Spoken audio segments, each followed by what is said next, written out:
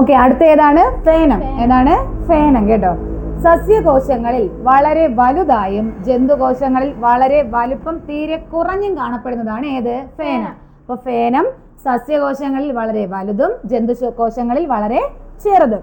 ഇനി ഒറ്റ സ്ഥലത്താൽ പൊതിയപ്പെട്ട് കോശദ്രവ്യത്തിൽ അറകളായാണ് ഇവ എന്ത് ചെയ്യുന്നത്? കാണപ്പെടുന്നത്. ഇതാ കണ്ടോ, ഇതാണ് ഫേനം. അതുകൊണ്ട് ഒറ്റ സ്ഥലമേ ഉള്ളൂ, ഏറെ കൂടുതലൊന്നുമില്ല. ഒറ്റ സ്ഥലത്താൽ പൊതിയപ്പെട്ട് കോശദ്രവത്തിൽ കാണപ്പെടുന്ന അറകളാണ് എന്ത്? ഫേനം. ഇതിന്റെ മെയിൻ ആയിട്ടുള്ള ധർമ്മം എന്താണെന്ന് ചോദിച്ചാൽ ജലം, ലവണം, വിസർജ്യ വസ്തുക്കൾ എന്നിവ സംഭരിക്കുന്നു. അപ്പൊ ജലം, ലവണം, വിസർജ്യ വസ്തുക്കൾ എന്നിവ സംഭരിക്കുന്ന കോശാംഗമാണ് ആര്? ഫേനം. ഫേനത്തെ ആവരണം ചെയ്തിരിക്കുന്ന ഒരു സ്ഥലം ഉണ്ടല്ലോ, ആ സ്ഥലത്തിന് വിളിക്കുന്ന പേരാണ് ടോണോപ്ലാസ്റ്റ്. എന്താണ്? ടോണോപ്ലാസ്റ്റ്.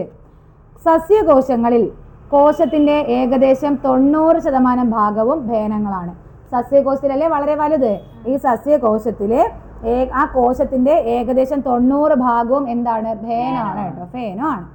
സസ്യങ്ങളിൽ വിവിധ തരത്തിലുള്ള അയോണുകളെയും മറ്റു പദാർത്ഥങ്ങളെയും ഫേനത്തിനുള്ളിലേക്ക് അവയുടെ ഗാഢത കുറഞ്ഞ ഭാഗത്ത് നിന്ന് ഗാഢത കൂടിയ ഭാഗത്തോട്ട് കടത്തിവിടാൻ സഹായിക്കുന്ന ആളാണ് ടോണോപ്ലാസ്റ്റ്. ആക്ച്വലി ടോണോപ്ലാസ്റ്റ് എന്താണ്? സ്തരാവരണം. ഈ സ്തരാവരണം എന്ത് ചെയ്യുന്നുണ്ട്? അയോണുകളെയും മറ്റു പദാർത്ഥങ്ങളെയും ഈ ഫേനത്തിലേക്കും അവയുടെ ഗാഢത കുറഞ്ഞ ഭാഗത്ത് നിന്ന് കൂടിയ ഭാഗത്തോട്ട് കടത്തിവിടാൻ ഈ ആര് സഹായിക്കുന്നുണ്ട്? ടോണോപ്ലാസ്റ്റ് സഹായിക്കുന്നുണ്ട്. അതിനാൽ പദാർത്ഥങ്ങളുടെ ഗാഢത ഫേനത്തിനുള്ളിൽ കോശദ്രവ്യത്തെ അപേക്ഷിച്ച് കൂടുതലാണ്. അപ്പൊ കോശദ്രവ്യത്തെ അപേക്ഷിച്ച് ഫേനത്തിനുള്ളിൽ എന്ത് കൂടുതലാണ്? ഗാഢത കൂടുതലാണ്. കാരണം എന്താണ്? കുറഞ്ഞ ഭാഗത്ത് നിന്ന് കൂടിയ ഭാഗത്തോട്ട് എന്താണ്? ഗാഢത കൂടിയ ഭാഗത്ത് നിന്ന് കുറഞ്ഞ ഭാഗത്തേക്ക് എന്ത് കടത്തുന്ന? അയോണുകളെയും മറ്റു പദാർത്ഥങ്ങളെയും കൂടിയ ഭാഗത്തിലോട്ട് അയോണുകളും മറ്റും കടത്തിവിടാൻ ഈ ഫേനത്തിനെ സഹായിക്കുന്ന ആളാണ് ആര്? ടോണോപ്ലാസ്റ്റ്. അതുകൊണ്ട് തന്നെ ഗാഢത ഫേനത്തിനുള്ളിൽ കോശദ്രവ്യത്തെ അപേക്ഷിച്ച് എന്തായിരിക്കും? കൂടുതലാണ്. ഇനി അമീബകളിൽ വിസർജനത്തിന് സഹായിക്കുന്ന സങ്കോച ഫേനം ഉണ്ട് കേട്ടോ. അമീബയിലാണെങ്കിൽ വിസർജനത്തിന് സഹായിക്കുന്നത് സങ്കോച ഫേനം. റീസെന്റ് ആസ്കഡ് എന്താണ്? ഫേനത്തെ ആവരണം ചെയ്ത് കാണുന്ന സവിശേഷ സ്ഥലമാണ് ടോണോപ്ലാസ്റ്റ്. അപ്പൊ ഫേനം കഴിഞ്ഞു. ഒന്നുമില്ല. ഫേനം എന്ന് ചോദിച്ചാൽ എന്താണ് മെയിൻ ആയിട്ട് പറയുന്നത്? ജലം, ലവണം, വിസർജ്യ വസ്തുക്കൾ എന്നിവ സംഭരിക്കുന്ന കോശഭാഗമാണ് ഇത് ഫേനം. പിന്നെ ഫേനം എന്ന സസ്യങ്ങളിൽ വളരെ വലുതും ജന്തുക്കളിൽ വളരെ ചെറുതുമായാണ് കാണപ്പെടുന്നത്. ഒറ്റ സ്ഥലത്താൽ നിർമ്മിച്ചപ്പെട്ടിട്ടുള്ളതാണ്. ഈ ഒറ്റ സ്ഥലത്തിന് വിളിക്കുന്ന പേരാണ് ടോണോപ്ലാസ്റ്റ്. പിന്നെ ഈ ടോണോപ്ലാസ്റ്റിനുള്ളിൽ എന്ത് ചെയ്യുന്നുണ്ട്? ഈ ടോണോപ്ലാസ്റ്റ് ഗാഢത കുറഞ്ഞ ഭാഗത്ത് നിന്ന് ഗാഢത കൂടിയ ഭാഗത്തോട്ട് അയോണുകളെയും മറ്റു പദാർത്ഥങ്ങളെയും ഫേനത്തിനുള്ളിലോട്ടൊക്കെ കടത്തിവിടാൻ വേണ്ടിയിട്ട് സഹായിക്കുന്നു. ഓക്കെ, അടുത്ത ഗോൾജി കോംപ്ലക്സ്. ആരാണ്? Golgi complex. ഗോൾജി വസ്തുക്കൾ കണ്ടെത്തിയത് ആരാണ്? ആ പേര് തന്നെയുണ്ട്, കാമില്ലോ ഗോൾജി. ആരാണ്? Camillo Golgi. ഗോൾജി കോംപ്ലക്സ് കണ്ടെത്തിയത് ആരാണ്? Camillo Golgi. 1898 കേട്ടോ. ഗോൾജി വസ്തുക്കൾ ഗ്ലൈക്കോ പ്രോട്ടീനുകളുടെയും ഗ്ലൈക്കോ ലിപ്പിഡുകളുടെയും പ്രധാന കേന്ദ്രമാണ്. അപ്പോൾ ഗ്ലൈക്കോ പ്രോട്ടീനുകളുടെയും ഗ്ലൈക്കോ ലിപ്പിഡുകളുടെയും പ്രധാന കേന്ദ്രമാണ് ആര്? ഈ ഗോൾജി വസ്തുക്കൾ. കോശത്തിലെ എന്തെന്നാണ് ഇതിനെ അറിയപ്പെടുന്നത്? Traffic police. എന്താണ്? Traffic police. ഇത് കണ്ടോ, ഈ സാധനം കണ്ടോ? ഇതിൽ ഇങ്ങനെ ചെറിയ ചെറിയ ചെറിയ സ്ഥലസഞ്ചികളായിട്ടിരിക്കുന്ന സാധനം കണ്ട? അതാണ് എന്ത്? Golgi complex. നോക്കിയോ, രാസാഗ്നികൾ, ഹോർമോണുകൾ, ശ്ലേഷ്മരസം തുടങ്ങിയ കോശസ്രവങ്ങളെ ചെറുസ്തര സഞ്ചികളിലാക്കുന്ന കോശഭാഗമാണ് ആര്? Golgi complex. അപ്പൊ ഗോൾജി കോംപ്ലക്സ് എന്ന് കേൾക്കുമ്പോഴേ ഇതുപോലത്തെ ഓരോരോ ചെറിയ സഞ്ചികൾ പോലത്തെ സാധനം ഓർക്കണം. ഇത് എന്താണ് ചെയ്യുന്നത്? രാസാഗ്നികളെയും ഹോർമോണുകളെയും ശ്ലേഷ്മരസത്തിനെ, രാസാഗ്നി, ഹോർമോൺ, ശ്ലേഷ്മരസം ഇതിനെയൊക്കെ എന്ത് ചെയ്യും? ചെറു സഞ്ചികളിലാക്കി മാറ്റുന്ന ആളാണ് ആര്? Golgi complex. ഇനി ഗ്രന്ഥി കോശങ്ങളിൽ കൂടുതലായി കാണപ്പെടുന്ന കോശഭാഗമാണ് ഏത്? എന്നാൽ തലച്ചോറ്, പേശി, കരളിലൊക്കെ ഏതാണ്? മൈറ്റോകോൺഡ്രിയ. എന്നാൽ ഗ്രന്ഥി കോശങ്ങൾ കൂടുതലായിട്ട് കാണപ്പെടുന്ന ആരാണ്? ഗോൾജി കോംപ്ലക്സ് ആണ്. പദാർത്ഥങ്ങളുടെ പാക്കേജിങ്, അതായത് ചെറിയ ചെറിയ സഞ്ചികളാക്കി വെച്ചില്ലേ, അപ്പൊ പാക്ക് ചെയ്ത് വെച്ചില്ലേ, അപ്പോൾ പദാർത്ഥങ്ങളുടെ പാക്കേജിങ് ആണ് ഇതിന്റെ പ്രധാനപ്പെട്ട ധർമ്മം. എന്താണ്? പദാർത്ഥങ്ങളുടെ പാക്കേജിങ് ആണ് ഗോൾജി കോംപ്ലക്സിന്റെ പ്രധാനപ്പെട്ട ധർമ്മം. ഗോൾജി കോംപ്ലക്സുകളിൽ കാണപ്പെടുന്ന സ്ഥരസഞ്ചികളുടെ എണ്ണം ഒരുപോലെ അല്ല, അതിന് വ്യത്യാസമുണ്ട്. ഈ സ്ഥരസഞ്ചികളില്ലേ, അതിന് വ്യത്യാസം ഉണ്ട്. മർമ്മത്തിനടുത്തായി ഗോൾജി സ്തരസഞ്ചികൾ ഏകകേന്ദ്രീകൃത രീതിയിൽ ക്രമീകരിച്ചിരിക്കുന്നു. മർമ്മത്തിന്റെ അടുത്താണെങ്കിൽ ഈ ഗോൾജി വസ്തുക്കൾ എങ്ങനെയാണ്? ഏകകേന്ദ്രീകൃത രീതിയിലാണ് ഇതിനെ ക്രമീകരിച്ചിട്ടുള്ളത്. ഈ ക്രമീകരണത്തിൽ ഒരു കോൺവെക്സ് സിസ് അഥവാ രൂപീകരണ വശവും ഒരു കോൺകേവ് ട്രാൻസ് അഥവാ പാകമാവുന്ന വശവും ഉണ്ട്. ഇതിന് രണ്ട് സംഭവങ്ങളാണുള്ളത് ഈ ക്രമീകരണത്തിന്. ഒന്നെന്താണ്? കോൺവെക്സ് സിസ് എന്ന് വെച്ചാൽ എന്താണ്? രൂപീകരണ വശം. ഒന്ന് എന്താണ്? കോൺകേവ് ട്രാൻസ്, അതായത് പാകം ആകുന്ന വശം. ഇങ്ങനെ രണ്ട് രീതിയിലാണ് ഇതിനെ എന്ത് ചെയ്തിട്ടുള്ളത്? ക്രമീകരിച്ചിട്ടുള്ളത്. അത്രേ ഉള്ളൂ ഗോൾജി കോംപ്ലക്സിനെ കുറിച്ച് പറയാൻ. അപ്പൊ ഗോൾജി കോംപ്ലക്സ് കേട്ടാൽ ആദ്യം എന്ത് പറയും? കണ്ടുപിടിച്ച ആരാണ്? Camillo Golgi. പിന്നെ എന്താണ് മെയിൻ ധർമ്മത്തിന് കിട്ടുന്ന സാധനം എന്താണ്? എന്ത്? രാസാഗ്നികള്, ഹോർമോണ്, അതുപോലെ തന്നെ രാസാഗ്നികളെയും ഹോർമോണുകളെയും പിന്നെ വേറെ എന്തെങ്കിലും ഉണ്ടോ? രാസാഗ്നി, ഹോർമോൺ അല്ലാതെ വേറെ പറഞ്ഞു. ശ്ലേഷ്മരസം ഇതിനെയൊക്കെ എന്ത് ചെയ്യുന്നു? ചെറു സഞ്ചികളിലാക്കുന്നു. ട്രാഫിക് പോലീസ് എന്ന് അറിയപ്പെടുന്നു. പിന്നെ എന്ത് പറഞ്ഞു? പദാർത്ഥങ്ങളുടെ പാക്കേജിംഗ് ആണ് ഇത് മെയിനായിട്ട് ചെയ്യുന്നത്. ഇനി മർമ്മത്തിനടുത്തായിട്ടാണ് സ്തരസഞ്ചികൾ. ഇത് മർമ്മത്തിനടുത്തുള്ള ഗോൾജി വസ്തുക്കൾ എങ്ങനെയാണ്? ഏകകേന്ദ്രീകൃത രീതിയിലാണ് എന്ത് ചെയ്തിട്ടുള്ളത്? ക്രമീകരിച്ചിട്ടുള്ളത്. ഈ ക്രമീകരണത്തിനെ രണ്ട് രീതിയിൽ പറയാം. ഒന്നെന്ന് പറഞ്ഞാൽ ഒരു കോൺവെക്സിസ് എന്ന് വെച്ചാൽ എന്താണ്? രൂപീകരണ വശവും. ഒന്ന് കോൺകേവ് ട്രാൻസ്, അത് പാകമാകുന്ന വശവും. ഇങ്ങനെ രണ്ട് രീതിയിലാണ് ഇതിനെ എന്ത് ചെയ്തിട്ടുള്ളത്? ഈ ഒരു ക്രമീകരണം അങ്ങനെയാണ് നടത്തിയിട്ടുള്ളത്. അടുത്തതാണ് സെൻട്രോസോം. സെൻട്രോസോം എന്ന് കേൾക്കുമ്പോൾ എന്തോർമ്മ വരും? ആർക്ക് മാത്രമേ ഉള്ളൂ? ജന്തുകോശങ്ങളിൽ മാത്രം കാണപ്പെടുന്ന കോശാംഗമാണ് ആര്? സെൻട്രോസോം. ജന്തുകോശങ്ങളിൽ മാത്രം കാണുന്ന കോശഭാഗമാണ് ഏത്? സെൻട്രോസോം. കോശാംഗമാണ് സെൻട്രോസോം. കോശ വിഭജനത്തിൽ പ്രധാന പങ്ക് വഹിക്കുന്ന സെൻട്രിയോളുകൾ കാണപ്പെടുന്നത് സെൻട്രോസോമിലാണ്. അപ്പൊ സെൻട്രോസോമിലാണ് ആരുള്ളത്? സെൻട്രിയോളുകൾ. ഈ സെൻട്രിയോളുകൾ എന്തിനു സഹായിക്കുന്നു? കോശ വിഭജനത്തിന് സഹായിക്കുന്നു. കോശ വിഭജനത്തിന് സഹായിക്കുന്ന സെൻട്രിയോളുകൾ എവിടെ കാണപ്പെടുന്നു? സെൻട്രോസോമിൽ കാണപ്പെടുന്നു. സിലിണ്ടർ ആകൃതിയിലുള്ള രണ്ട് സെൻട്രിയോളുകൾ ചേർന്നാണ് സെൻട്രോസോം എന്ന കോശാംഗം ഉണ്ടായിരിക്കുന്നത്.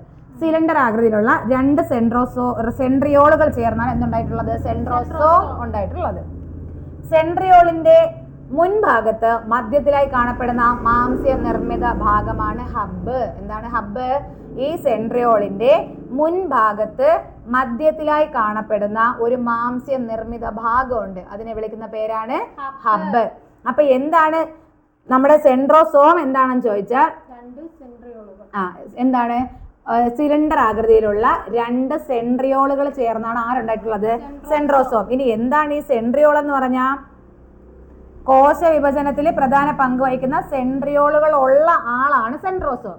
രണ്ട് സിലിണ്ടർ ആകൃതിയിലുള്ള രണ്ട് സെൻട്രിയോൾ ചേർന്നാണ് ആരെ രൂപീകരിച്ചിട്ടുള്ളത്? സെൻട്രോസോം. ഈ സെൻട്രിയോളിന്റെ മുൻഭാഗത്ത് മധ്യത്തിലായിട്ടാണ് മാംസ്യ നിർമ്മിത ഭാഗമാണ് ഏത്? ഹബ്ബ്. സീലിയയുടെയും ഫ്ലജല്ലയുടെയും ബേസൽ ബോഡി സെൻട്രിയോളുകളാണ്. അപ്പൊ സീലിയ, ഫ്ലജല്ല എന്നൊക്കെ കേട്ടിട്ടില്ലേ? ഈ സീലിയയുടെയും ഫ്ലജല്ലയുടെയും ബേസൽ ബോഡി ആരാണ്? സെൻട്രിയോളുകളാണ്. അത്രയേ ഉള്ളൂ സെൻട്രോസോം. മെയിനായിട്ടും ആരിൽ മാത്രം കാണപ്പെടുന്നു? ജന്തുകോശങ്ങളിൽ മാത്രം കാണപ്പെടുന്നു. സെൻട്രിയോളുകൾ എന്താണ്? സിലിണ്ടർ ആകൃതികൾ രണ്ട് സെൻട്രിയോൾ ചേർന്നാണ് ഒരു സെൻട്രോസോമായിട്ട് മാറുന്നത്. ഈ സെൻട്രിയോളിന്റെ മുൻഭാഗത്ത് മധ്യത്തിലായിട്ട് കാണപ്പെടുന്ന മാംസ നിർമ്മിത ഭാഗമാണ് ഹബ്ബ്. ഓക്കെ. അടുത്ത ലൈസോസോം. എന്താണ് ലൈസോസോം? എന്താണ് ലൈസോസോം എന്ന് ചോദിച്ചാൽ എനിക്ക് എന്ത് പറയാൻ പറ്റും? അന്യവസ്തുക്കളെയൊക്കെ എന്ത് ചെയ്യും? നശിപ്പിക്കാൻ കഴിവുള്ള സാധനം. നോക്കാം. കോശത്തിനുള്ളിൽ പ്രവേശിക്കുന്ന അന്യവസ്തുക്കളെ നശിപ്പിക്കാൻ കഴിവുള്ള കോശാംഗമാണ് ആര്? ലൈസോസോം. ആരാണ്? ലൈസോസോം. സൈമല്ല, സോം.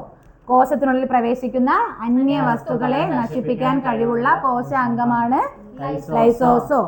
ഗോൾജി വസ്തുക്കളിൽ എന്താണ് നടക്കുന്നത്? പാക്കേജിംഗ് അല്ലേ? അപ്പൊ ഈ ഗോൾജി വസ്തുക്കളിൽ പാക്കേജിംഗ് പ്രക്രിയ വഴി ഉണ്ടാക്കുന്ന സ്ഥലത്താൽ ചുറ്റപ്പെടുന്ന ചെറിയ സഞ്ചികളാണ് ലൈസോസോമുകൾ. ഇപ്പൊ ഗോൾജി കോംപ്ലക്സ് പറഞ്ഞു പാക്കേജിംഗ് പ്രക്രിയ നടക്കുന്നുണ്ട്. ഈ പാക്കേജിംഗ് പ്രക്രിയ വഴി ഉണ്ടാക്കപ്പെടുന്ന സ്ഥലത്താൽ ചുറ്റപ്പെട്ട ചെറിയ സഞ്ചികളെ വിളിക്കുന്ന പേരാണ് എന്ത്? ലൈസോസോം. ചെറിയ സഞ്ചികളെ വിളിക്കുന്ന പേരാണ് ലൈസോസോം. ഇവ ഏകദേശം എല്ലാത്തരം ദഹന രാസാഗ്നികളാലും സമ്പുഷ്ടമാണ്. ലിപ്പേസ് ഉണ്ട്, പ്രോട്ടീസ് ഉണ്ട്, ഹൈഡ്രേറ്റ്സ് ഉണ്ട്. ഇങ്ങനെയുള്ള എല്ലാത്തരം രാസാഗ്നികളാലും സമ്പുഷ്ടമായിട്ടുള്ള ആളാണ് ആര്? ലൈസോസോം. ഇവയ്ക്ക് കാർബോഹൈഡ്രേറ്റുകൾ, പ്രോട്ടീനുകൾ, ലിപ്പിഡുകൾ, ന്യൂക്ലിക് ആസിഡുകൾ എന്നിവയെ ദഹിപ്പിക്കാനുള്ള കഴിവുണ്ട്. എല്ലാത്തിനെയും നശിപ്പിക്കുമെന്നല്ലേ പറഞ്ഞു. അപ്പോൾ ഈ കാർബോഹൈഡ്രേറ്റിനെയും പ്രോട്ടീനെയും ലിപ്പിഡിനെയും ന്യൂക്ലിക് ആസിഡിനെയൊക്കെ ദഹിപ്പിക്കാനുള്ള കഴിവ് ആർക്കുണ്ട്? ലൈസോസോമിനുണ്ട്. കോശത്തിന്റെ ആത്മഹത്യാ സഞ്ചി എല്ലാത്തിനെയും നശിപ്പിക്കുകയില്ലേ, അപ്പൊ അതിന് എന്തെന്നറിയപ്പെടുന്നു? ആത്മഹത്യാ സഞ്ചി. കോശത്തിന്റെ ആത്മഹത്യാ സഞ്ചിയാണ് ആര്? ലൈസോസോം. ലൈസോസോം സ്വന്തം കോശത്തിലെ മറ്റു കോശങ്ങളെ ദഹിപ്പിക്കുന്ന പ്രക്രിയ. സ്വന്തം കോശത്തിൽ തന്നെ മറ്റുള്ള കോശങ്ങളെ കൊല്ലും. അതിനെ വിളിക്കുന്ന പേര് ഓട്ടോഫാഗി. എന്താണ്? ഓട്ടോഫാഗി. ലൈസോസോം സ്വന്തം കോശത്തിലുള്ള തന്നെ മറ്റുള്ള കോശങ്ങളെ വിഴുങ്ങി ദഹിപ്പിക്കും. അതിനെ വിളിക്കുന്ന പേരാണ് എന്ത്? ഓട്ടോഫാഗി. ഓട്ടോറിക്ഷയല്ല, ഓട്ടോഫാഗി. അപ്പൊ ലൈസോസോം എന്ന് പറഞ്ഞാൽ കോശത്തിനുള്ളിൽ പ്രവേശിക്കുന്ന അന്യവസ്തുക്കളെ നശിപ്പിക്കാൻ കഴിവുള്ള ഒരു കോശാംഗമാണ് ആര്? ലൈസോസോം. ഈ ഗോൾജി വസ്തുക്കളിൽ പാക്കേജിംഗ് വഴി ഉണ്ടാകുന്ന സ്ഥലത്താൽ നിർമ്മിക്കപ്പെട്ട ചെറു സഞ്ചിയാണ് ആര്? ലൈസോസോം. എല്ലാത്തരം ദഹന രസങ്ങളെയും, അതായത് ലിപ്പേസ്, പ്രോട്ടീസ്, കാർബോഹൈഡ്രേറ്റ്, ഇതെല്ലാം കൊണ്ട് സമ്പുഷ്ടമായിട്ടുള്ള ആളാണ് ആര്? ലൈസോസോം. ഇനി ഇതിനെല്ലാം ദഹിപ്പിക്കാനുള്ള കഴിവ് ആർക്കുണ്ട്? ലൈസോസോമിനുണ്ട്. ഇനി ഇതിനെല്ലാം ദഹിപ്പിക്കുന്നത് കൊണ്ട് തന്നെ കോശത്തിന്റെ ആത്മഹത്യാ സഞ്ചി എന്നറിയപ്പെടുന്ന ഏതിനെയാണ്? ലൈസോസോമിനെയാണ്. ഈ ലൈസോസോം സ്വന്തം കോശത്തിലുള്ള മറ്റു കോശങ്ങളെ എന്ത് ചെയ്യും? ദഹിപ്പിക്കുക. അതുകൊണ്ട് തന്നെ ഇതിനെ വിളിക്കുന്ന പേരാണ് ഓട്ടോഫാഗി. കഴിഞ്ഞ കേട്ടോ. ഇത്രയാണ് മെയിനായിട്ട് നമുക്കുള്ള കോശാംഗങ്ങൾ. നമ്മൾ ഏതൊക്കെയാണ് പഠിച്ചത് ഓർമ്മയുണ്ടോ? മൈറ്റോകോൺട്രിയ. ഒറ്റ വാക്കി പറ. മൈറ്റോകോൺട്രിയ ഊർജ്ജനില. ഓക്കെ. ഇനി അടുത്ത അന്തർദ്രവ്യ ജാലിക എന്താണ്? കോശത്തിലെ സഞ്ചാരപാത. കോശാസ്ഥികൂട. റൈബോസോം മാംസ നിർമ്മാണ കേന്ദ്രം. ഫേനം ജലം, ലവണം, വിസർജ്യ വസ്തുക്കൾ എന്നിവയുടെ സംഭരണം. അടുത്ത് ഗോൾജി കോംപ്ലക്സ്, ട്രാഫിക് പോലീസ്. പിന്നെ മെയിനായിട്ട് രാസാഗ്നികൾ, ഹോർമോൺ, ശ്ലേഷ്മ ഇതിനൊക്കെ എന്ത് ചെയ്യും? സ്ഥരസഞ്ചികളിലാക്കി മാറ്റും. സെൻട്രോസോം ആരിൽ മാത്രമേ ഉള്ളൂ? ജന്തുകോശങ്ങളിൽ മാത്രമേ കാണുള്ളൂ. കോശ വിഭജനത്തിനാണ് ഇത് പ്രധാനമായിട്ടും പങ്കുവഹിക്കുന്നത്. ലൈസോസോം കോശത്തിൽ പ്രവേശിക്കുന്ന അന്യവസ്തുക്കളെ നശിപ്പിക്കുന്ന ആളാണ്. അതുകൊണ്ട് തന്നെ ആത്മഹത്യാ സഞ്ചി എന്നറിയപ്പെടുന്നു. സ്വന്തം കോശത്തിലെ മറ്റുള്ള കോശങ്ങളെ കഴിക്കുന്നുണ്ടെങ്കിൽ ഓട്ടോഫാഗി എന്ന്. അടുത്ത സസ്യകോശം. എന്താണ്? സസ്യകോശം. സസ്യകോശങ്ങളിൽ മാത്രം കാണപ്പെടുന്ന കോശാംഗങ്ങളാണ് ജൈവകണങ്ങൾ. അപ്പൊ ജൈവകണം ആരിൽ മാത്രമേ ഉള്ളൂ? സസ്യകോശങ്ങളിൽ മാത്രം കാണപ്പെടുന്ന ഒരു കോശാംഗമാണ് ആര്? ജൈവകണം. ജൈവകണം എത്ര തരത്തിലുണ്ട്? നമുക്കറിയാം, 3 തരത്തിലുണ്ട്. ഏതൊക്കെയാണ്? ഹരിതകണം, വർണ്ണകണം, ശ്വേതകണം. ഏതൊക്കെയാണ്? ഹരിതകണം, വർണ്ണകണം, ശ്വേതകണം. ഹരിതകണം എന്തിനു സഹായിക്കുന്നു? സംശ്ലേഷണം. അപ്പോ സസ്യങ്ങളിൽ മാത്രം കാണപ്പെടുന്ന കോശാംഗങ്ങളാണ് ജൈവകണം. ഈ ജൈവകണം 3 തരത്തിലുണ്ട്. ഹരിതകണം, വർണ്ണകണം, ശ്വേതകണം. ഹരിതകണം നമുക്കറിയാം എന്തിനു സഹായിക്കും? പ്രകാശ സംശ്ലേഷണത്തിന് സഹായിക്കും. വർണ്ണകണം പൂക്കൾ, ഫലങ്ങൾ എന്നിവയ്ക്ക് എന്ത് കൊടുക്കും? നിറം കൊടുക്കാൻ വർണ്ണകണം. ഇനി പ്രധാനപ്പെട്ട വർണ്ണകങ്ങളാണ് സാന്തോഫിൽ, നിറം മഞ്ഞ നിറം. സാന്തോഫിൽ മഞ്ഞ നിറം. കരോട്ടിൻ ഓറഞ്ച് നിറം. കരോട്ടിൻ മഞ്ഞ കലർന്ന ഓറഞ്ച് നിറം. സാന്തോഫിൽ മഞ്ഞ നിറം, കരോട്ടിൻ മഞ്ഞ നിറന്ന ഓറഞ്ച് നിറം, ആന്തോസയാനിൻ പർപ്പിള്, ചുവപ്പ് പർപ്പിള്. സാന്തോഫിൽ മഞ്ഞ, കരോട്ടിൻ മഞ്ഞ കലർന്ന ഓറഞ്ച് നിറം, ആന്തോസയാനിൻ ചുവപ്പ് പർപ്പിള്. അപ്പോൾ ഹരിതകണം പറഞ്ഞു, വർണ്ണകണം പറഞ്ഞു. അടുത്തതാണ് ശ്വേതകണം. ശ്വേതകണത്തിന് നിറമുണ്ടോ? നിറമില്ലാത്ത ജൈവകണമാണ് ശ്വേതകണം. നിറമില്ലാത്ത ജൈവകണമാണ് ശ്വേതകണം. ആഹാര വസ്തുക്കളുടെ സംഭരണം നടക്കുന്ന കോശങ്ങളിൽ കൂടുതലായി കാണപ്പെടുന്നു. ആഹാര വസ്തുക്കളെ സംഭരിക്കുന്ന കോശങ്ങളിലാണ് ഇത് കൂടുതലായിട്ട് കാണപ്പെടുന്നത്. ആര്? ശ്വേതകണം. പാകമാകുന്നതിനനുസരിച്ച് ഫലങ്ങളിലെ ഹരിതകണങ്ങൾ വർണ്ണകണങ്ങളായി മാറുന്നു. അപ്പൊ പാകമാകുന്നതിനനുസരിച്ച് ഹരിതകണമാണ് എന്തായിട്ട് മാറുന്നത്? വർണ്ണകണമായി മാറുന്നത്. അപ്പൊ സസ്യങ്ങളിൽ മാത്രം കാണപ്പെടുന്ന കോശാംഗമാണ് ജൈവകണം. ജൈവകണം 3 തരത്തിലുണ്ട്. ഹരിതകണം, വർണ്ണകണം, ശ്വേതകണം. ഹരിതകണം പ്രകാശ സംശ്ലേഷണം സഹായിക്കുന്നു. വർണ്ണകണം പൂക്കൾക്കും ഫലങ്ങൾക്കും നിറം നൽകുന്നു. അതിൽ 3 എണ്ണം ഉണ്ട്. ഒന്ന് സാന്തോഫിൽ മഞ്ഞ നിറം, കരോട്ടിൻ മഞ്ഞ കലർന്ന ഓറഞ്ച് നിറം, ആന്തോസയാനിൻ ചുവപ്പ് പർപ്പിൾ നിറം. അടുത്ത ശ്വേതകണത്തിന് പ്രത്യേകിച്ച് നിറമൊന്നുമില്ല. ആഹാര വസ്തുക്കളുടെ സംഭരണം നടക്കുന്ന സ്ഥലത്താണ് കൂടുതൽ കാണപ്പെടുന്നത്. ഹരിതകണം ക്രമേണ വളരുന്നതിനനുസരിച്ച് എന്തായിട്ട് മാറുന്നു? വർണ്ണകണമായി മാറുന്നു. ഇനി കോശശ്വസനം. എന്താണ് കോശശ്വസനം? കോശത്തിനുള്ളിൽ വച്ച് ഗ്ലൂക്കോസിൽ നിന്നും ഊർജം സ്വതന്ത്രമാകുന്ന പ്രക്രിയയെ വിളിക്കുന്ന പേരാണ് കോശശ്വസനം. വേറൊന്നുമില്ല, ഒരു കോശം അതിൻ്റെ ഉള്ളിൽ വച്ചിട്ട് ഗ്ലൂക്കോസിൽ നിന്ന് എന്ത് സ്വതന്ത്രമാകും? ഊർജം സ്വതന്ത്രമാകും. അതിനെ വിളിക്കുന്ന പേരാണ് കോശശ്വസനം. കോശശ്വസനത്തിന്റെ ഭാഗമായി രൂപപ്പെടുന്ന ഊർജത്തിന് നമ്മൾ സ്വാഭാവികമായിട്ട് എന്താണ് വിളിക്കുന്നത്? ഊർജത്തിനെ വിളിക്കുന്നത് ATP. അപ്പോ കോശശ്വസന ഫലമായി നിർമ്മിക്കപ്പെടുന്ന ഊർജമാണ് ATP. ATPയുടെ പൂർണ്ണരൂപം എന്താണ്? Adenosine triphosphate. കോശത്തിന്റെ എനർജി കറൻസിയാണ് ATP. ATP നിർമ്മാണത്തിന് ആവശ്യമായ മൂലകങ്ങളാണ് നൈട്രജനും ഫോസ്ഫറസും. ATP നിർമ്മിക്കാൻ ആവശ്യമായ മൂലകങ്ങളാണ് നൈട്രജനും ഫോസ്ഫറസും. ഒരു കോശശ്വസനം നടക്കുകയാണ്. അതിന്റെ ഫലമായിട്ട് ഗ്ലൂക്കോസ് തന്മാത്രയിൽ നിന്ന് സ്വതന്ത്രമാകുന്ന ATPകളുടെ എണ്ണം. ഒരു കോശശ്വസനത്തിനാണ് ഞാൻ ചോദിച്ചത്. 30. ഒരു കോശശ്വസനത്തിന്റെ ഭാഗമായിട്ട് ATPയിൽ നിന്ന് ഊർജ്ജമാകുന്ന ഗ്ലൂക്കോസിൽ നിന്ന് സ്വതന്ത്രമാകുന്ന ATPകളുടെ എണ്ണമാണ് 30.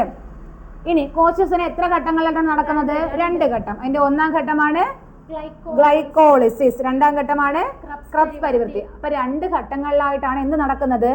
ഈ കോശശ്വസനം നടക്കുന്നത്. അതിന്റെ ഒന്നാം ഘട്ടമാണ് ഗ്ലൈക്കോളിസിസ്. ഈ ഗ്ലൈക്കോളിസിന്റെ പ്രത്യേകത എന്ന് പറഞ്ഞാൽ ഇവിടെ ഓക്സിജൻ ആവശ്യമുണ്ടോ ഇല്ലയോ? ഒന്നാം ഘട്ടമായ ഗ്ലൈക്കോളിസിസിൽ ഓക്സിജന്റെ അഭാവത്തിലാണ് എന്ത് നടക്കുന്നത്? കോശശ്വസനം നടക്കുന്നത്. ഒന്നാം ഘട്ടമാണ് ഗ്ലൈക്കോളിസിസ്. ഇവിടെ എന്താണ്? ഓക്സിജന്റെ അഭാവത്തിൽ കോശശ്വസനം നടക്കുന്നു. കോശദ്രവ്യത്തിൽ വെച്ച് ഗ്ലൂക്കോസ് വിഘടിച്ച് എന്തായി മാറും? പൈറൂവിക് ആസിഡ് ആയിട്ട് മാറും. എവിടെ വെച്ചിട്ടാണ്? കോശദ്രവ്യം. ആ കോശദ്രവ്യത്തിൽ വെച്ചിട്ട് ഗ്ലൂക്കോസ് വിഘടിച്ച് പൈറൂവിക് ആസിഡ് ആയിട്ട് മാറും. ഈ ഗ്ലൈക്കോളിസിസിലൂടെ ലഭ്യമാകുന്ന, അതായത് ഒന്നാമത്തെ ഘട്ടത്തിലെ ഗ്ലൈക്കോളിസിസ്, അതിലൂടെ എത്ര ATP കിട്ടും? 2. ഒന്നാമത്തെ ഘട്ടമായ ഗ്ലൈക്കോളിസിസിലൂടെ ലഭിക്കുന്ന ATPകളുടെ എണ്ണം 2. മൊത്തം എത്ര ATP ഒരു കോശത്തിൽ ഉണ്ടാവും? 30. ഒന്നാം ഘട്ടത്തിൽ നിന്ന് എത്ര കിട്ടി? 2. അപ്പൊ രണ്ടാം ഘട്ടത്തിന് സ്വാഭാവികമായിട്ട് എത്ര കിട്ടും? 28. അപ്പൊ നോക്കിയോ, ഈ ഗ്ലൈക്കോളിസിസ് എവിടെ വെച്ചാണ് നടക്കണമെന്ന് പറഞ്ഞു? കോശദ്രവ്യം. അപ്പൊ നോക്കിയോ, കോശശ്വസനത്തിന്റെ ഒന്നാം ഘട്ടമാണ് ഗ്ലൈക്കോളിസിസ്. കോശദ്രവ്യത്തിൽ വെച്ച് നടക്കുന്നു. ഓക്സിജന്റെ അഭാവത്തിൽ നടക്കുന്നു. പിന്നെന്താണ്? കോശദ്രവ്യത്തിൽ വെച്ച് ഗ്ലൂക്കോസ് വിഘടിച്ച് പൈറൂവിക് ആസിഡ് ആയിട്ട് മാറുന്നു. ഇതിലൂടെ ലഭിക്കുന്ന ATPകളുടെ എണ്ണം 2. ഇനി ക്രബ്സ് പരിവൃത്തിയാണ് കോശശ്വസനത്തിന്റെ രണ്ടാം ഘട്ടം. രണ്ടാം ഘട്ടമായ ക്രബ്സ് പരിവൃത്തിയിലൂടെ ലഭിക്കുന്ന ATPകളുടെ എണ്ണം 28. ഇത് എവിടെ വെച്ച് നടക്കുന്നു? മൈറ്റോകോൺഡ്രിയ. എന്നാൽ ഗ്ലൈക്കോളിസിസ് എവിടെ വെച്ച് നടക്കുന്നു? കോശദ്രവ്യത്തിൽ വെച്ച് ഗ്ലൈക്കോളിസിസും മൈറ്റോകോൺഡ്രിയയിൽ വെച്ച് ക്രബ്സ് പരിവൃത്തിയും നടക്കുന്നു. ക്രബ്സ് പരിവൃത്തി കണ്ടെത്തിയ ആളാരാണ്? അതിൽ തന്നെ ഉണ്ട്, ഹാൻസ് ക്രബ്സ് ആണ് കേട്ടോ. ആരാണ്? Hans Krebs. ഈ ക്രബ്സ് പരിവൃത്തിക്ക് നമ്മൾ നേരത്തെ അവിടെ ഒരാൾ വേണ്ടെന്ന് പറഞ്ഞു. ആര്? ഓക്സിജൻ വേണ്ട. എന്നാൽ ഇവിടെ മൈറ്റോകോൺഡ്രിയയിൽ വെച്ചിട്ട് നേരത്തെ അവിടെ പൈറൂവിക് ആസിഡ് ഉണ്ടായില്ലേ? എന്താണ് അവിടെ ഗ്ലൂക്കോസ് വിഘടിച്ച് പൈറൂവിക് ആസിഡ് ആയിട്ട് മാറിയല്ലോ. ഇവിടെ മൈറ്റോകോൺഡ്രിയയിൽ വെച്ചിട്ട് ഈ പൈറൂവിക് ആസിഡ് കാർബൺ ഡൈ ഓക്സൈഡും ജലവുമായിട്ട് മാറും. എന്തുമായിട്ട് മാറും? കാർബൺ ഡൈ ഓക്സൈഡും ജലവുമായിട്ട് പൈറൂവിക് ആസിഡ് മാറും. ഏതില്? ക്രബ്സ് പരിവൃത്തിയിൽ. എവിടെ വെച്ച്? മൈറ്റോകോൺഡ്രിയയിൽ വെച്ച്. ഓക്കെ അല്ലേ? ഓക്സിജൻ ആവശ്യമായ എന്താണ് ഘട്ടം?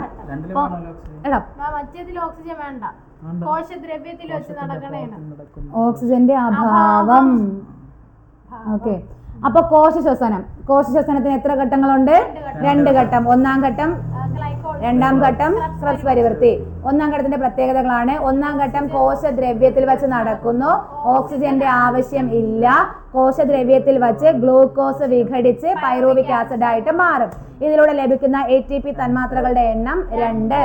രണ്ടാം ഘട്ടമാണ് ക്രബ്സ് പരിവൃത്തി. മൈറ്റോകോൺഡ്രിയയിൽ വെച്ച് നടക്കുന്നു. ഒന്നാം ഘട്ടത്തിൽ കിട്ടിയ പൈറൂവിക് ആസിഡ് കാർബൺ ഡൈ ഓക്സൈഡും ജലവുമായിട്ട് മാറുന്നു. ഓക്സിജൻ ആവശ്യമുള്ള ഘട്ടം. നിർമ്മിക്കുന്ന ATPകളുടെ എണ്ണം 28. കിട്ടിയല്ലോ. ഇനി ക്രബ്സ്വരത്തിൽ കണ്ടെത്തിയത് ഹാൻസ് ക്രബ്സ്. ഓക്കെ അല്ലേ? എടാ എന്താണ്ട ഈ വിത്ത് കോശം എന്ന് പറഞ്ഞാൽ ഒറ്റ സെൻറ്റൻസ് നമുക്ക് എപ്പോഴും അറിയാം. ഏത് കോശമായിട്ട് മാറാൻ കഴിയുള്ള കോശമാണ് ഏത്? വിത്ത് കോശം. ഏത് കോശമായും മാറാൻ കഴിവുള്ള സവിശേഷ കോശങ്ങളെ വിളിക്കുന്ന പേരാണ് വിത്ത് കോശങ്ങൾ. വിത്ത് കോശങ്ങളെ മറ്റൊരു പേരിൽ അറിയപ്പെടും മൂലകോശം. എന്താണ്? മൂലകോശങ്ങൾ. ഓക്കെ, അടുത്തതാണ് കലകൾ. എന്താണ്? കലകൾ. എന്താണ്? കലകൾ.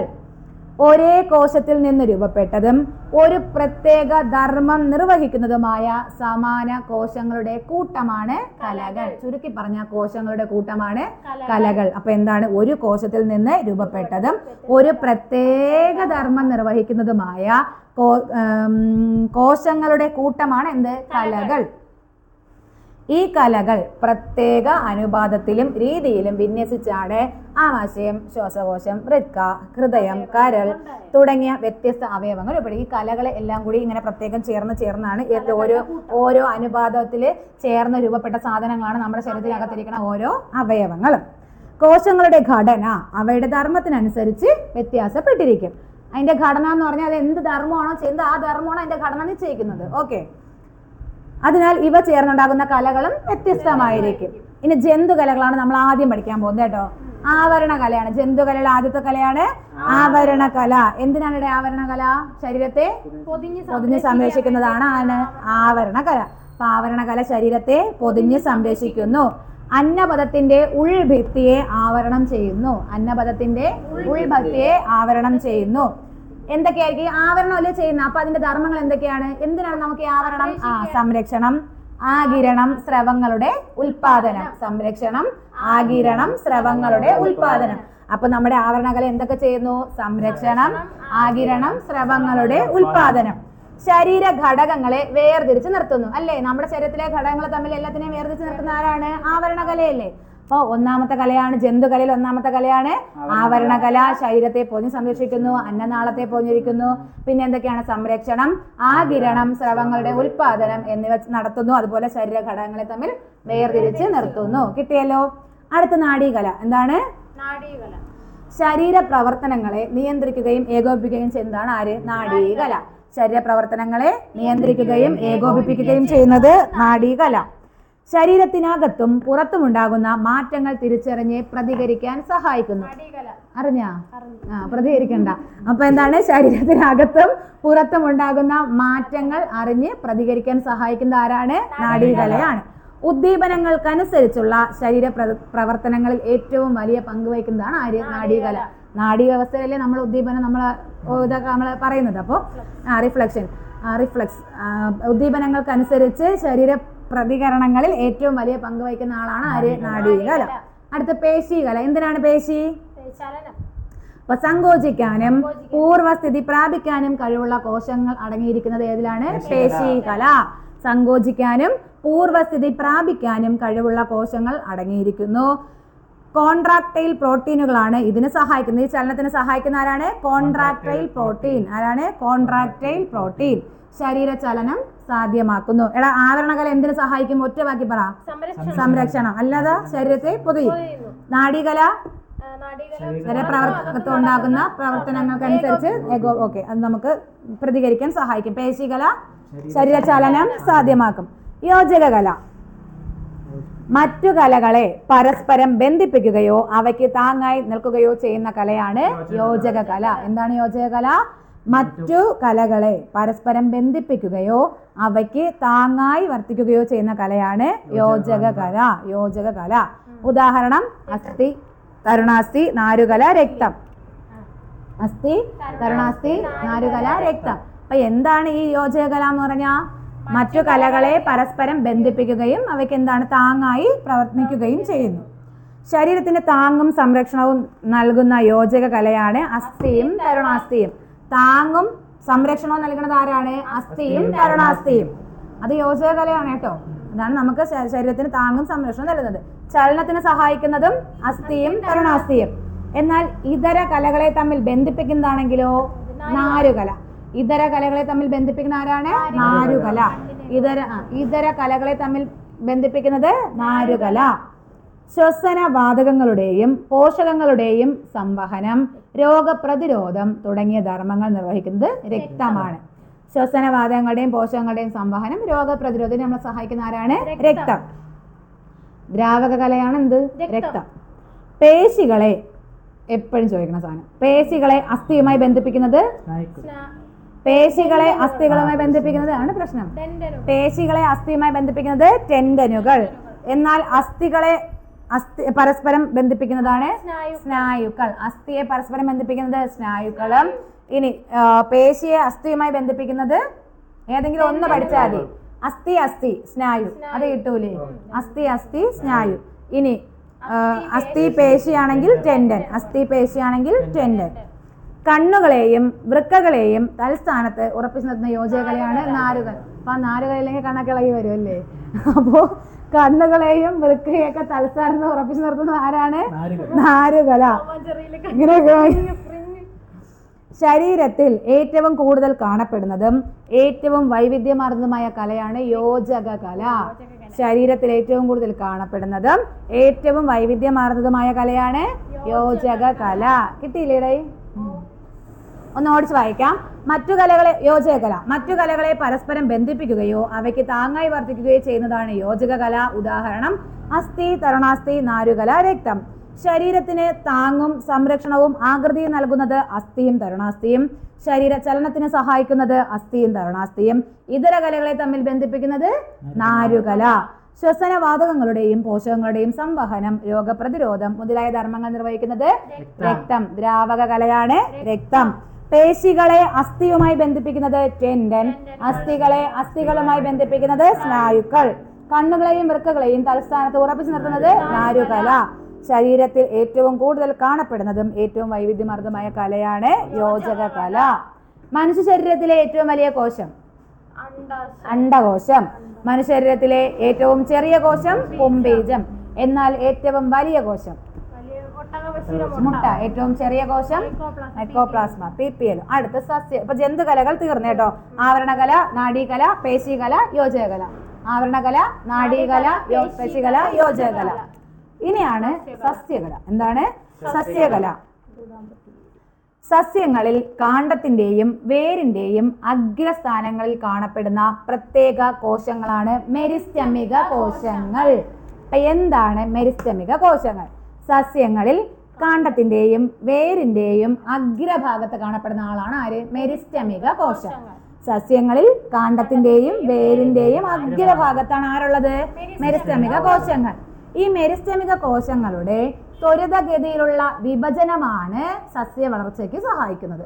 അഗ്രഭാഗത്തല്ലേ ഉള്ളത്, അഗ്രഭാഗത്തല്ലേ വളർന്നു പോണത്. അപ്പൊ ഈ അഗ്രഭാഗത്തുണ്ടാകുന്ന ത്വരിതഗതിയിലുള്ള വിഭജനമാണ് എന്തിനു സഹായിക്കുന്നത്? സസ്യ വളർച്ചയ്ക്ക് സഹായിക്കുന്നത്.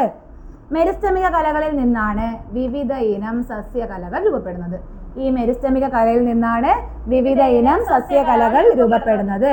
അപ്പൊ സസ്യങ്ങളിൽ കാണ്ഡത്തിന്റെയും വേരിന്റെയും അഗ്രഭാഗത്താണ് ആര് കാണപ്പെടുന്നത്? മെരിസ്റ്റമിക കോശങ്ങൾ കാണപ്പെടുന്നത്. ഈ മെരിസ്റ്റമിക കോശങ്ങളുടെ ദ്രുതഗതിയിലുള്ള വികസനമാണ് എന്തിനു സഹായിക്കുന്നത്? സസ്യ വളർച്ചയ്ക്ക് സഹായിക്കുന്നത്. മെരിസ്റ്റമിക കലകളിൽ നിന്നാണ് പലതരത്തിലുള്ള സസ്യകലകൾ രൂപപ്പെടുന്നത്. ഓക്കെ അല്ലേ? പറ, ഏതൊക്കെയാണ് സസ്യകലകൾ?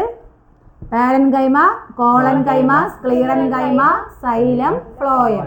Parenchyma, collenchyma, sclerenchyma, xylem, phloem. Parenchyma ഏറ്റവും ലഘുഘടനയുള്ള കോശങ്ങൾ ചേർന്നതാണ് പാരൻകൈമ. ഇതിന്റെ ഓർഡർ പഠിച്ചാൽ നമുക്ക് അതിന്റെ ആ ഒരു ഇത് കിട്ടും കേട്ടോ. ഏറ്റവും ലഘുഘടനയുള്ള കോശാംഗമാണ് ഏത്? പാരൻകൈമ. മൃദുവായ സസ്യഭാഗങ്ങളിലാണ് കാണപ്പെടുന്നത്. മൃദുവായ സസ്യഭാഗങ്ങളിലാണ് ആരുള്ളത്? പാരൻകൈമ ഉള്ളത്. പ്രകാശ സംശ്ലേഷണത്തിനും ആഹാര സംഭരണത്തിനും സഹായിക്കുന്നു. അപ്പൊ എന്തൊക്കെയാണ്? ഏറ്റവും ലഘുഘടന. മൃദുവായ സസ്യഭാഗങ്ങളിൽ കാണപ്പെടുന്നു. പ്രകാശ സംശ്ലേഷണം, ആഹാര സംഭരണം. പ്രകാശ സംശ്ലേഷണം, ആഹാര സംഭരണം. അപ്പൊ സസ്യകലകളിൽ ഒന്ന് പഠിച്ചു കഴിഞ്ഞു. പാരൻകൈമ ലഘുകോശങ്ങൾ, ലഘുവായ ഘടനയുള്ളത്, മൃദുവായ സ്ഥലങ്ങളിൽ കാണപ്പെടുന്നു, പ്രകാശ സംശ്ലേഷണത്തിനും ആഹാര സംഭരണത്തിനും സഹായിക്കുന്നു. രണ്ടാണ് കോളൻകൈമ. കോളൻകൈമ. കോശഭിത്തിയുടെ മൂലകളിൽ മാത്രം കട്ടി കൂടിയ തരം കോശങ്ങൾ ചേർന്നത്. കോശഭിത്തി ആർക്ക് മാത്രമേ ഉള്ളൂ? സസ്യങ്ങളിൽ മാത്രമേ ഉള്ളൂ. അപ്പൊ കോശഭിത്തിയിലെ മൂലകളിലെ കട്ടികൂടിയ ഭാഗങ്ങളിൽ കട്ടികൂടിയ തരം കോശങ്ങൾ ചേർന്നതാണ് ഏത്? കോളൻ കൈമ. അപ്പൊ എന്താണ്? കോശഭിത്തിയുടെ മൂലകളിൽ കട്ടികൂടിയ തരം കോശങ്ങൾ ചേർന്നതാണ് കോളൻ കൈമ. ഇത് എന്തിനു സഹായിക്കുന്നു? ഒന്നുമില്ല. എടാ, കോളൻ എന്ന് കേൾക്കുമ്പോൾ ഒരു തഴക്കവും വഴക്കവും ഒക്കെ തോന്നണില്ലേ? അപ്പൊ സസ്യഭാഗങ്ങൾക്ക് വഴക്കവും താങ്ങും നൽകുന്നു.